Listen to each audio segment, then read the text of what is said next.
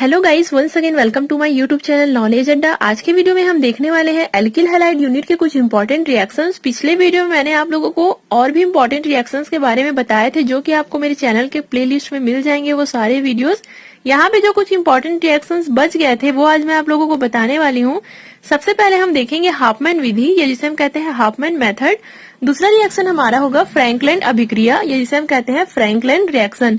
दोनों reaction exam में काफी टाइम्स जो है वो पूछे गए हैं, तो इसे आप कॉपी जरूर कर लीजिएगा इस नोट्स को। तो चलिए आज का वीडियो हम स्टार्ट करते हैं। सबसे पहले हम देखते हैं हाफमैन विधि, क्योंकि यहाँ पे हम एल्किल हैलाइड यूनिट से रिलेटेड रिएक्शन जो है वो पढ़ रहे हैं, तो यहाँ पे एल्किल हैलाइड का यूज जो है वो किया जाएगा। बहुत ही इजी रिएक्शन है गाइस। यहाँ पे आप लोगों को सिंपली ये करना है कि एल्किल हैलाइड के साथ जब हम अमोनिया का जो है वो इसका जो है वो रिएक्शन कराते हैं, यहाँ पे जो हमारा अमोनिया होगा उसके एल्कोहली या जली विलयन जो है वो हम यहाँ पे जो है वो ले सकते हैं।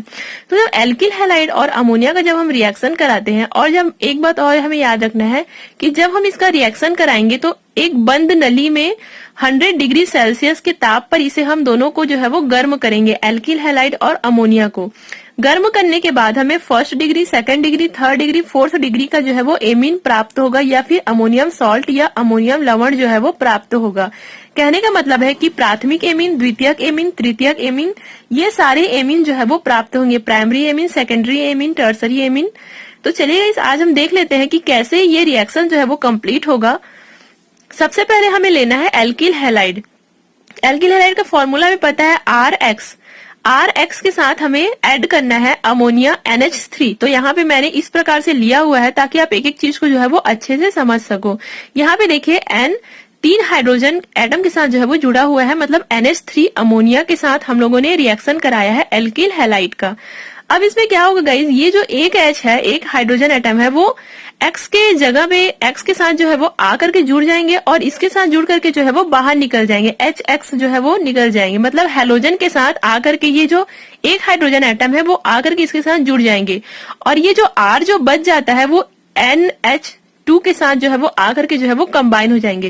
कहने का मतलब है कि RNH2 सिंपली यहाँ पे हम लोगों ने देखा, बहुत ही इजी ट्रिक है, इस पे बहुत ज्यादा डिटेल में हम नहीं जाएंगे। बस आपको ये याद रखना है कि जो एल्किल हैलाइड है मींस RX है, ये जो एक X है वो H के साथ जो है वो कंबाइन होकर के अलग हो जाएगा, और ये जो R है वो ये बाकी जो हमारे पास NH2 बचा है उसके साथ जो है वो आकर के जुड़ जाएंगे और प्राथमिक एमीन का जो है वो फॉर्मेशन कर लेंगे। यहाँ पे आप लोग देख रहे हो RNH2 प्लस HX। तो इसे हम एग्जाम्पल के थ्रू इसे और हम अच्छे से समझ लेते हैं। जैसा कि हम लोगों ने यहाँ पे देखा एल्किल हैलाइड, तो R के जगह हम लोगों ने एग्जाम्पल के लिए C2H5 जो है वो रखा हुआ है, और X की जगह जैसे कि हमें पता है हैलोजन एलिमेंट यहाँ पे हम रखते हैं, तो X की जगह हम लोगों ने I रखा हुआ है।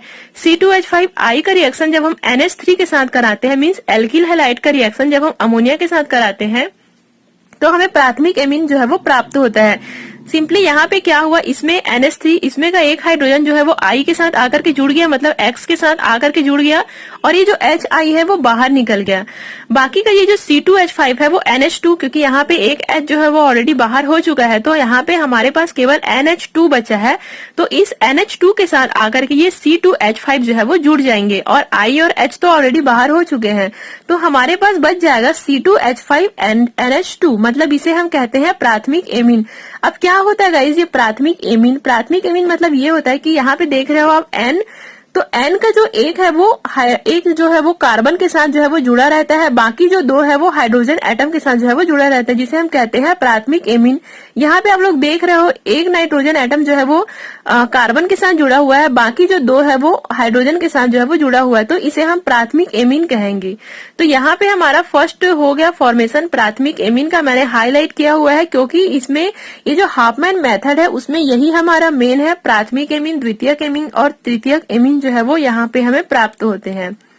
इतना आप लोगों को समझ आ गया कि कैसे प्राथमिक एमीन बना। एल्किल हैलाइड का रिएक्शन जब हम लोगों ने अमोनिया के साथ कराया तो हमें प्राथमिक एमीन का जो है वो प्राप्त हो।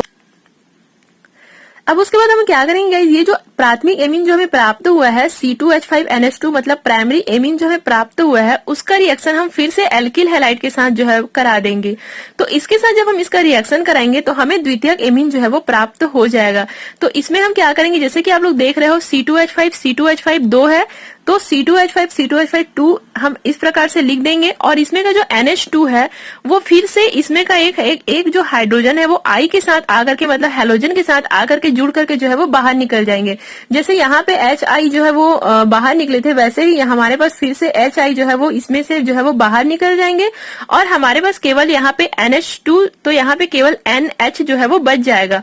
तो C2H5 मतलब द्वितीयक एमीन का जो है वो फॉर्मेशन हो गया। द्वितीयक एमीन मतलब ये होता है कि N जो है वो 2 कार्बन एटम के साथ जो है वो जुड़ा होता है, जिसे हम कहते हैं द्वितीयक एमीन। तो ये हमारा फॉर्मेशन हो गया सेकेंडरी एमीन का। फिर से हम यही प्रोसेस को जो है वो कंटिन्यू करते जाएंगे। सेकेंडरी एमीन को फिर से हम एल्किल हैलाइड के साथ जो है वो रिएक्शन करा देंगे।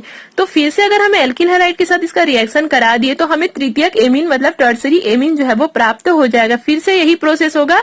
इसमें जो H है, क्योंकि यहाँ पे देखिए पहले NH2 बचा, फिर केवल हमारे पास NH बच गया, तो ये जो एक H है वो I के साथ जुड़ करके जो है वो बाहर निकल जाएंगे और हमारे पास केवल बच जाएगा यहाँ पे N और C2H5 यहाँ पे 2 है और यहाँ पे C2H5 1 है, मतलब टोटल हुआ 3।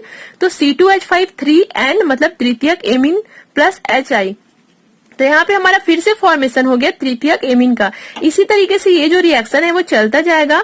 लास्ट में क्या होगा, ये जो टर्सरी एमीन हमें प्राप्त हुआ है C2H5 3N, उसका रिएक्शन फिर हम एल्किल हैलाइड के साथ करा देंगे। तो यहाँ पे देखिए C2H5 3N प्लस C2H5I, जब हम इसका रिएक्शन कराएंगे तो हमें प्राप्त होगा C2H5 4N plus I minus. मतलब यहाँ पे देखिए आप कोई भी हाइड्रोजन एटम जो है वो नहीं बचा, क्योंकि सारे जो है वो निकल गए हैं। तो यहाँ पे ये जो C2H5I है वो डायरेक्ट इसके साथ आकर के जो है वो जुड़ जाएंगे और फाइनली मिल जाएगा C2H5 4, क्योंकि यहाँ पे देख रहे हो C2H5 3 और एक C2H5 मतलब टोटल 3 मतलब टोटल 4 C2H5 यहाँ पे प्रेजेंट है। तो इसे हम कहेंगे टेट्रा एथिल अमोनियम आयोडाइड। तो ये है गाइस हाफमैन मेथड। हालांकि थोड़ा सा लॉन्ग है बट बहुत ही इजी है।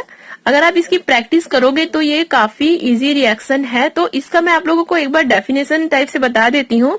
डेफिनेशन ये होगा इसकी, एल्किल हैलाइड को अमोनिया के जलीय अल्कोहलीय विलयन के साथ बंद नली में 100 डिग्री सेल्सियस ताप पर गर्म करने पर हमें विभिन्न एमीन या फिर अमोनियम सॉल्ट या अमोनियम लवणों का जो है वो मिश्रण हमें प्राप्त होता है। तो ये है इसका डेफिनेशन।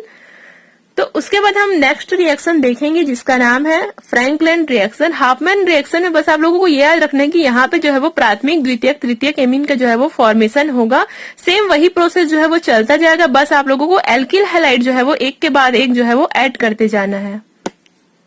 सेकेंड रिएक्शन है फ्रैंकलैंड अभिक्रिया, जिसे हम कहते हैं फ्रैंकलैंड्स रिएक्शन। ये रिएक्शन भी वेरी इजी है। जो हम लोगों ने वुड्स रिएक्शन पढ़ा था, ये जो रिएक्शन है वो उसी रिएक्शन के समान ही है। वहां पे हम लोगों ने सोडियम का यूज किया हुआ था, बट यहाँ पे हम लोगों ने जिंक का यूज किया हुआ है। बाकी सारा रिएक्शन सेम है। इसमें एल्किल हैलाइड जिंक के साथ रिएक्शन करके जिंक एल्किल का जो है वो फॉर्मेशन करते हैं। सिंपली आपको ये करना है कि एल्किल हैलाइड के साथ हमें जिंक का जो है वो रिएक्शन कराना है, उसके बाद हमें जिंक एल्किल जो है वो प्राप्त हो जाएंगे। यहाँ पे देख रहे हो RX, जिसे हम कहते हैं एल्किल हैलाइड प्लस Zn।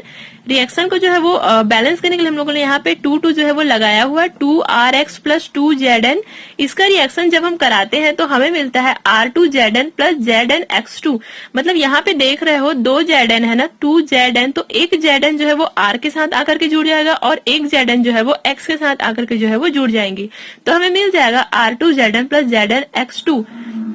यहाँ पे हम एग्जाम्पल के लिए ले लेते हैं, R की जगह हम लोगों ने C2H5 जो है वो रखा हुआ है और X हैलोजन एलिमेंट हम लोगों ने Cl जो है वो यूज किया हुआ है। इसका रिएक्शन जब हम लोगों ने Zn के साथ कराया, मीन जिंक के साथ कराया, तो हमें डाई एथिल जिंक का जो है वो फॉर्मेशन हुआ। मतलब R की जगह यहाँ पे देख रहे हो C2H5 2 Zn plus ZnCl2, X की जगह हम लोगों ने Cl रखा हुआ है। तो बहुत ही सिंपल रिएक्शन है, बस एल्किल हैलाइड के साथ आप लोगों को जिंक का रिएक्शन जो है वो करा देना है और उसके बाद हमें मिल जाएगा डाई एथिल जिंक। यही है आप लोगों का फ्रैंकलैंड रिएक्शंस। उसके बाद हम नेक्स्ट देखेंगे फ्रीडल क्राफ्ट अभिक्रिया, क्योंकि इसमें बेंजीन रिंग का भी यूज होगा, तो इसका मैं मैकेनिज्म भी आप लोगों को बताऊंगी फ्रीडल क्राफ्ट रिएक्शन का। तो इसका वीडियो मैं आप लोगों को नेक्स्ट कल जो है वो अपलोड हो जाएगा।